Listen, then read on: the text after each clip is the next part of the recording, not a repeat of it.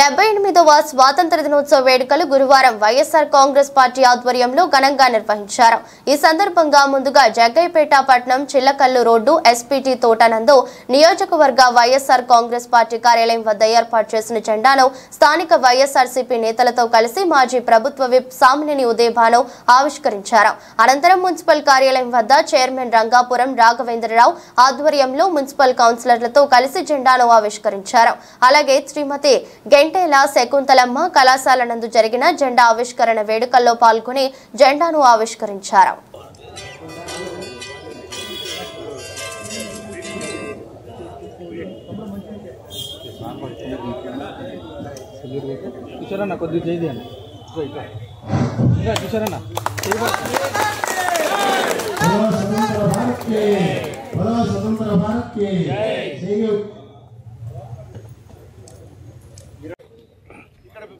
ఈ కార్యక్రమంలో పాల్గొన్న మీ అందరూ కూడా స్వాతంత్ర దినోత్సవ శుభాకాంక్షలు తెలియజేస్తున్నాను.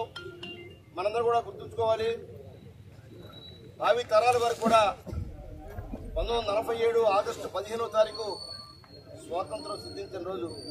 ఆ రోజు ఆంగ్లేయ పాలనలో భారతదేశాన్ని అనేక రకాలుగా ప్రజలను ఇబ్బంది గురి చేసిన మరి ఆ ఇంగ్లాండ్ బ్రిటిష్ వాళ్ళని పారదోలటానికి కోసం ఎంతో మంది నాయకులు ప్రాణత్యాగం చేయటం, ఎన్నో రోజులు నిరాహార దీక్ష చేయటం, జైలులో మగ్గిపోవటం మనందరం కూడా కళ్ళారా చూసాం.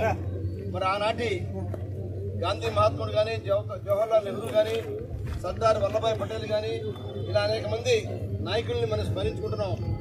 ఇవాళ మన ఆంధ్రప్రదేశ్కి వచ్చేసరికి అల్లూరు సీతారామరాజు లాంటి అనేక మంది విప్లవ వీరులను కూడా మనం చూసాం.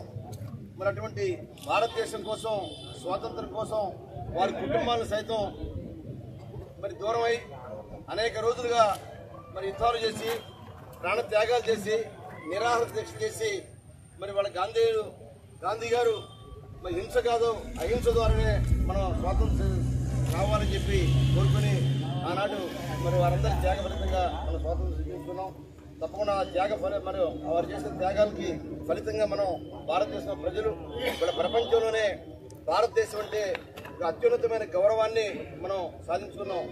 శాస్త్ర సాంకేతిక రంగాల్లో కూడా మన భారతదేశం అన్ని రాష్ట్రాల కన్నా ధీటుగా ఆర్థిక రంగంలో కానీ, పారిశ్రామిక రంగంలో కానీ, శాస్త్ర సాంకేతిక రంగంలో కానీ ముందుకెళ్తా ఉంది. తప్పకుండా మన భావి తరాల వరకు కూడా స్వాతంత్ర చరిత్రని మర్చిపోకుండా మరి తప్పకుండా వారికి గుర్తు చేస్తూ ఉండాలి. ఇటువంటి కార్యక్రమాన్ని మనం ఎప్పుడు కూడా జరుపుకుంటూ మనం స్మరించుకుంటూ ఉండాలని చెప్పి తెలియజేసుకుంటూ సెలవు తీసుకుంటున్నాను.